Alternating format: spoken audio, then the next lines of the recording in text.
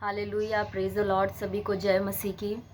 आज एक वचन मैं आपके साथ शेयर करना चाहती हूँ। जैसे कि हम विश्वासी लोग सोचते हैं कि हम प्रभु को मानते हैं, तो भी हमारे जीवन में इतनी समस्याएं क्यों हैं। हम तो प्रभु पर विश्वास करते हैं, तो ऐसा क्यों है कि हमारे जीवन की समस्याएं क्यों नहीं जाती हैं। तो मैं आज इसका उत्तर आपको देना चाहूँगी परमेश्वर के वचन से। तो मैं एक वचन पढ़ना चाहूँगी, इफिसियों की पत्री 4 अध्याय और 11वें वचन से मैं पढ़ना चाहूँगी। 10वें वचन से मैं पढ़ती हूँ। और जो उतर गया यह वही है जो सारे आकाश से ऊपर चढ़ भी गया कि सब कुछ परिपूर्ण करे। उसने कुछ को प्रेरित नियुक्त करके, और कुछ को भविष्यवक्ता नियुक्त करके, और कुछ को सुसमाचार सुनाने वाले नियुक्त करके, और कुछ को रखवाले और उपदेशक नियुक्त करके दे दिया, जिससे पवित्र लोग सिद्ध हो जाएं और सेवा का काम किया जाए और मसीह की देह उन्नति पाए। हालेलुया। तो जैसे हमने इस वचन में देखा, इफिसियों की पत्री 4 अध्याय 11वें वचन में, कि जब यीशु मसीह ने कौन कौन से वरदान दिए कलीसिया में, मतलब किन किन को ठहराया है। तो हमने देखा कि कुछ को उसने उपदेशक करके, प्रेरित करके नियुक्त किया है, कुछ को भविष्यवक्ता करके नियुक्त किया है, कुछ को सुसमाचार प्रचार करने वाला नियुक्त किया है, और कुछ को उपदेशक और शिक्षक, यानी इंग्लिश में अगर आप पढ़ोगे तो पास्टर्स एंड टीचर्स लिखा है। हालेलुया।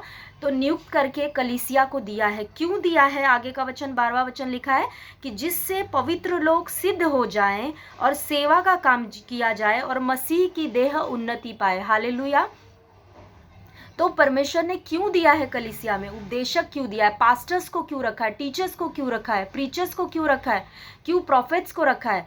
उसका एक ही मकसद है परमेश्वर का रखने का, कि जो पवित्र लोग हैं, यानी जो विश्वासी लोग हैं, जो प्रभु को मानने वाले लोग हैं, वो क्या हो जाएं? सिद्ध हो जाएं और सेवा का काम किया जाए, यानी वो सिद्ध होकर बाहर निकलें और सेवा का काम कर सके। Hallelujah, praise the Lord. यानी कलीसिया का उद्देश्य क्या है? कलीसिया में पास्टर्स, टीचर्स, भविष्यवक्ताओं का मकसद क्या है? वो क्यों रखे गए हैं? इसीलिए रखे गए हैं ताकि जो नॉर्मल, जो मसीही हैं, जो विश्वासी हैं साधारण, वो लोग सिद्ध हों, वो वचन में बढ़े, प्रार्थना में बढ़े, वो लोग सिद्ध व्यक्ति बने और बाहर जाकर परमेश्वर की सेवा जो उनकी बुलाहट है उसको पूरी करे, सेवा करे। लेकिन आज एकदम हम देख रहे हैं कि इसका एकदम अपोजिट हो रहा है। हालेलुया। एक विश्वासी को लगता है कि मुझे कलीसिया इसलिए जाना है ताकि जब मैं जाऊंगा तो पास्टर मेरे ऊपर हाथ रख के प्रार्थना करेंगे और मैं क्या हो जाऊंगा? चंगा हो जाऊंगा। मेरी समस्याओं को मैं लेकर जाऊंगा, उसके लिए प्रार्थना कराऊंगा, पास्टर्स प्रार्थना करेंगे और मैं ठीक, वो समस्याएं चली जाएंगी। हालेलुया। इसमें कोई गलत बात नहीं है, लेकिन ये हमारा मकसद नहीं होना चाहिए। हमको कलीसिया में जाना है ताकि जो वचन वहाँ से सिखाया जा रहा है वो वचन को सीखें हम। हालेलुया।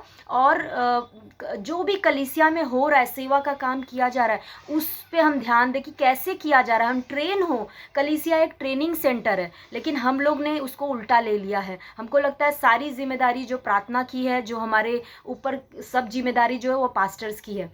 पास्टर्स हमारी जिम्मेदारी को उठाएं, वो हमारे लिए प्रार्थना करें। हमारा बस इतना काम है कि हम कलीसिया में आए, सीट पे बैठे, थोड़ा वचन सुन लिया, फिर घर पे जाएं, फिर अपना खाना पीना, डेली लाइफ करें हम। लेकिन नहीं, परमेश्वर के वचन में ऐसा बिल्कुल नहीं लिखा है। हर विश्वासी को, हर मसीही को बुलाया गया है एक बड़ी योजना के लिए। परमेश्वर ने बुलाया है और परमेश्वर चाहता है कि हर मसीही जो है वो तैयार हो जाए उस योजना को, उस सेवा को पूरी करने के लिए जो परमेश्वर ने उसके लिए रखी है। और यही मकसद से परमेश्वर ने कलीसिया को बनाया है। हालेलुया। तो कलीसिया एक ट्रेनिंग सेंटर है। हालेलुया। वहाँ पे हमारा ट्रेनिंग होता है, हमें ट्रेन किया जाता है। Thank you Jesus. जैसे फॉर एग्जांपल अगर आप दुनिया में देखते हो तो कोई भी सेना है, सैनिक है, अगर उसको सेना में भर्ती होना है तो उसको पहले ट्रेनिंग दिया जाता है। बिना ट्रेनिंग के वो सेना में भर्ती नहीं हो सकता, चाहे वो कितना भी अच्छा लड़ाई करने वाला सैनिक हो। और उसी तरह से अगर आपको डॉक्टर बनना है, अगर आपको टीचर बनना है, आपको इंजीनियर बनना है, तो सबसे पहला आपका ट्रेनिंग होता है। आपको उस सब्जेक्ट में, उस विषय में शिक्षा लेनी होती है, पढ़ाई करनी पड़ती है, ट्रेनिंग करनी पड़ती है, तब जाके आप उसमें ये हो जाते हो, मास्टर हो जाते हो और आप आगे डॉक्टर बन सकते हो, टीचर बन सकते हो, इंजीनियर बन सकते हो। उसी तरह से हमारा जो कलीसिया है, हमको दिमाग में रखना है कि कलीसिया जो है वो हमारी ट्रेनिंग के लिए बनाया गया है, हमें ट्रेन करने के लिए बनाया गया है, हमें मजबूत करने के लिए बनाया गया है, सिद्ध बनाने के लिए बनाया गया है। जैसे हम स्कूल जाते हैं तब हम धीरे धीरे छोटी कक्षा से धीरे धीरे पढ़ाई करते करते करते बड़े होते हैं और हम आगे जाकर फ्यूचर में कुछ डॉक्टर्स, इंजीनियर कुछ बनते हैं और नौकरी पे जाते हैं। उसी तरह से कलीसिया हमारी ट्रेनिंग के लिए ट्रेनिंग सेंटर है, एक स्कूल है हमारे लिए जहाँ पे हम जाके सीखते हैं। और हमें ऐसा लगता है कि कलीसिया हमारी सारी समस्याओं को समाधान करने के लिए बनाई गई है। बिल्कुल नहीं, ये गलत है। इसीलिए विश्वासी लोग क्या करते हैं, पूरी तरह से कलीसिया पर, पास्टर्स पर डिपेंडेंट है कि पास्टर्स हमारे लिए प्रार्थना करेंगे। वो तो काम उनका है, पास्टर्स का है। पास्टर्स प्रार्थना करेंगे, पास्टर्स को सेवा करना है, पास्टर्स को जाके सुसमाचार बताना है। हमको कुछ नहीं करना है, हमको तो बस जाना है कलीसिया में, बैठना है और फिर आ जाना है। और यही कारण है कि मसीही जो है वो अपने जीवन में समस्याओं को झेल रहे हैं, बहुत सारी समस्याओं को फेस कर रहे हैं। हालेलुया, क्योंकि वो अपनी बुलाहट को, जिस मकसद से परमेश्वर ने उनको भेजा है, वो उसको पूरी कर नहीं रहे हैं। Hallelujah, thank you Jesus. तो आपको क्या करना है, हर एक मसीहों के लिए मैं ये कहना चाहती हूँ कि इस वचन के मुताबिक आप कलीसिया में जाते हो, सीखते हो, अच्छी बात है, लेकिन आपका खुद का प्रार्थना जीवन होना बहुत ज़रूरी है। आपका खुद का प्रार्थना लाइफ होना चाहिए, खुद का वचन लाइफ होना चाहिए, जहाँ पे आप कुछ समय निकालो, प्रार्थना करो, वचन पढ़ो। हालेलुया। आपको ऐसा नहीं लगना चाहिए कि जो पास्टर्स है उनका ही काम है प्रार्थना करना, उनका ही काम है वचन देना, वो प्रार्थना करें हमारे लिए, वो हमको वचन ला के दे, हम तो बस आके बैठ के परमेश्वर का वचन सुनने के लिए आए हैं। जी नहीं, आप सुनने के लिए तो आए हैं, आपको वचन तो सुनना है, मगर क्यों सुनना है? ताकि वो वचन सुनकर आप क्या हो जाओ, सिद्ध व्यक्ति बनो। हालेलुया, सिद्ध व्यक्ति बनो मसीह में, एक मैच्योर मसीह बनो और आप परमेश्वर की सेवा का काम पूरा कर सको। हालेलुया।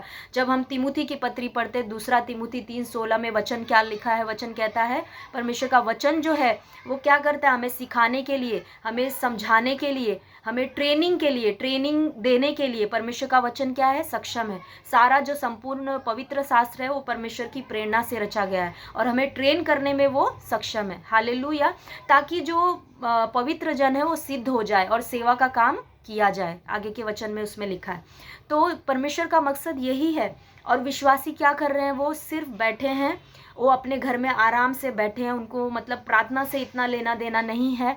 मैं किसी को दोष नहीं लगा रही हूँ, लेकिन मैं ये दिखाना चाहती हूँ कि हमारी कंडीशन क्यों ऐसी है, क्यों हम इस जगह पे आज आकर खड़े हो गए कि विश्वासी छोटी से छोटी चीज़ के लिए परमेश्वर के पास गिड़गिड़ा रहा है, रो रहा है।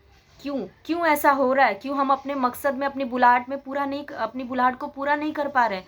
क्योंकि हम पूरी तरह से डिपेंडेंट हैं कलीसिया के ऊपर। हमको लगता है कलीसिया सब कुछ करेगा। कलीसिया सिर्फ आपको ट्रेनिंग देने के लिए, कलीसिया का काम है आपको ट्रेनिंग देने का, लेकिन आपका काम है कि आप जब घर पर जाओ, जो वचन आपको कलीसिया में मिला है उसको पढ़ो, उस पर मनन करो। आप बाइबल पढ़ने का थोड़ा समय निकालो, प्रार्थना में समय बिताओ। कहने को हम विश्वासी हैं, लेकिन हम अगर पूछा जाए तो हमारा प्रार्थना का कोई समय नहीं होता। हम ज़्यादा प्रार्थना नहीं करते, चलते फिरते 5 मिनट 2 मिनट कर लिए, और इस तरह से प्रार्थना करके कभी भी हम कुछ नहीं कर सकते। एक सैनिक को पूछो कि जब उसको ट्रेनिंग दिया जाता है तो कितनी मुश्किलों से उसको गुजरना पड़ता है उस ट्रेनिंग में, लेकिन एक बार वो ट्रेन हो जाता है तो बड़े से बड़े मुसीबत का, खतरे का सामना कर सकता है। हालेलुया। तो परमेश्वर हमें तभी यूज़ कर सकते, इस्तेमाल कर सकते अपने राज्य के लिए, जब हम पूरी तरह से अपनी ट्रेनिंग को पूरा करें और हमारा खुद का एक जीवन, प्रार्थना का जीवन हमारा होना चाहिए। हमें जहाँ बैठना है, हमें प्रार्थना करना, हमें वचन पढ़ना है, वचन पे मनन करना है। और अगर आपको अन्य भाषा का वरदान है तो मैं आपको इनकरेज करना चाहूँगी कि अन्य भाषा में आप डेली प्रार्थना करो, आपको समझ में आए ना आए, क्योंकि अन्य भाषा हमारे समझने के लिए बिल्कुल बनाई नहीं गई है। अन्य भाषा हमारी बुद्धि में, अन्य भाषा हमारी बुद्धि समझ नहीं सकती है, लेकिन उससे हम बलवंत होते हैं, हम एडिफाई होते हैं। हालेलुया। हमारी उन्नति होती है अन्य भाषा से। तो मैं सारे विश्वासियों को इनकरेज करना चाहूँगी, परमेश्वर के लोगों को, जैसे यहाँ पे हमें कहा गया है वचन में कि ताकि पवित्र लोग, हमें परमेश्वर क्या कहते हैं? पवित्र लोग। हर मसीहों को क्या कह रहे हैं परमेश्वर? हम कौन लोग हैं? पवित्र लोग हैं। और हम लोग सिद्ध हो जाए और सेवा का काम किया जा सके। 13वां वचन कहता है, जब तक कि हम सब के सब विश्वास और परमेश्वर के पुत्र की पहचान में एक न हो जाएं और एक सिद्ध मनुष्य न बन जाएं और मसीह के पूरे डील डॉल तक न बढ़ जाएं, ताकि हम आगे को बालक न रहें, जो मनुष्यों की ठग विद्या और चतुराई से, उनके भ्रम की युक्तियों के और उपदेश के हर एक झोंके से उछाले और इधर उधर घुमाए जाते हैं। मैंने इफिसियों 4 अध्याय का 13वां वचन से ये पढ़ा। तो यहाँ पे साफ साफ लिखा है कि कलीसिया हमको किस लिए दी गई है? ताकि हम परमेश्वर के पुत्र की पहचान में मसीह के जैसे धीरे धीरे बनते जाएं। हालेलुया। और हम बालक नहीं रहें, बल्कि हम मैच्योर हो जाएं। हम बालक नहीं रहे कि हम हर टीचिंग, ये टीचिंग वो टीचिंग ले लेकर कहीं भी इधर उधर भटकते रहे। नहीं, हम मैच्योर इंसान बन जाए, मैच्योर मसीही बन जाए, तब जाकर परमेश्वर हमारा इस्तेमाल कर सकते हैं। हालेलुया। एक बच्चे को आप बड़ी कार नहीं दे सकते हो चलाने के लिए। क्यों? क्योंकि वो मैच्योर नहीं है, वो छोटा बच्चा है। और अगर आप देख दोगे, अगर आप अपने बच्चों से कितना ज़्यादा प्यार करते हो, जितना भी प्यार करते हो, आप उनको कार कभी नहीं दोगे बड़ी वाली चलाने के लिए, एक 5-6 साल के बच्चे को। क्यों? क्योंकि आपको पता है कि ये उसकी हानि के लिए। अगर वो कार चलाएगा तो एक्सीडेंट कर सकता है, उसको पहले तो चलाने भी नहीं आएगी। हालेलुया। तो आप उसको नहीं दोगे। उसी तरह से परमेश्वर है। हम जब मसीह सारे अगर हम बच्चे बने रहे, कलीसिया में बैठे रहे, बस कलीसिया में हम जा रहे हैं, पास्टर का काम, पास्टर वचन दे रहे हैं, हम सुन रहे, घर पे आ रहे, बैठ रहे हैं, उससे कुछ होने वाला नहीं है। हम एक बच्चे के समान है अभी भी। परमेश्वर हमारा इस्तेमाल नहीं कर सकते जब तक कि हम मैच्योर मसीही नहीं बने। हालेलुया। तो हमें मैच्योर मसीही बनना है, हमें प्रार्थना में बढ़ना है, वचन में बढ़ना है और संगति में बढ़ना है। कलीसिया में जैसे संगति है वैसे हमको संगति में बढ़ना है। हालेलुया। और हमको पास्टर्स टीचर्स पे पूरी तरह से डिपेंड रहना नहीं है। वो अपना काम कर रहे हैं, उनको परमेश्वर ने ठहराया है आपको वचन प्रचार करने के लिए, वचन बताने के लिए, वो अपना काम कर रहे हैं। लेकिन हर एक मसीह का भी अपना काम है जो उनको करना है। उनको खुद प्रार्थना में बैठना और पूछना है, परमेश्वर मेरी बुलाहट क्या है? आपने मुझे क्यों रखा है इस धरती पर? आप क्या चाहते हो कि मैं करूं? हालेलुया। और परमेश्वर ज़रूर इस्तेमाल करेंगे उनका। और इसीलिए विश्वासी के जीवन में समस्याएं हैं, क्योंकि वो अपने कार्य को, अपनी बुलाहट को, अपने क्या कहते हैं, अपने मकसद को, अपने रोल को वो नहीं पूरा कर रहे हैं और वो पूरी तरह से दूसरों पे डिपेंड है। हालेलुया। तो हमें डिपेंड नहीं रहना है दूसरों पे, हमें अपना रोल पूरा करना है। जब आप प्रेरितों के काम पुस्तक पढ़ोगे, किताब जो बाइबल में है, जब आप पढ़ते हो तो उसमें हर जगह लिखा है कि जो प्रेरित थे एक मन होकर, एक जगह इकट्ठा होकर प्रार्थना करते थे। उनका जो जीवन था वो प्रार्थना वचन इसी पे था, इसी पे टिका हुआ था। यहाँ तक कि पतरस ने एक बार कहा कि जब उसको बोला गया कि विधवाओं को, मतलब हमारी विधवाओं को खाने पीने के लिए नेग्लेक्ट किया जाता है, उनको खाने पीने की सेवकाई उनकी, मतलब उनको नहीं दी जाती है, तो पतरस ने कहा कि ये अच्छा नहीं है कि हम परमेश्वर का वचन छोड़कर खाने पीने की सेवा में लगे, हम तो बस प्रार्थना और वचन में लगे रहेंगे। हालेलुया। तो मेरा कहने का मतलब यही है कि जब नई कलीसिया में प्रेरितों के काम में हम पढ़ेंगे तो हर मसीही, हर प्रेरित, हर कोई प्रार्थना और वचन उनकी नींव थी।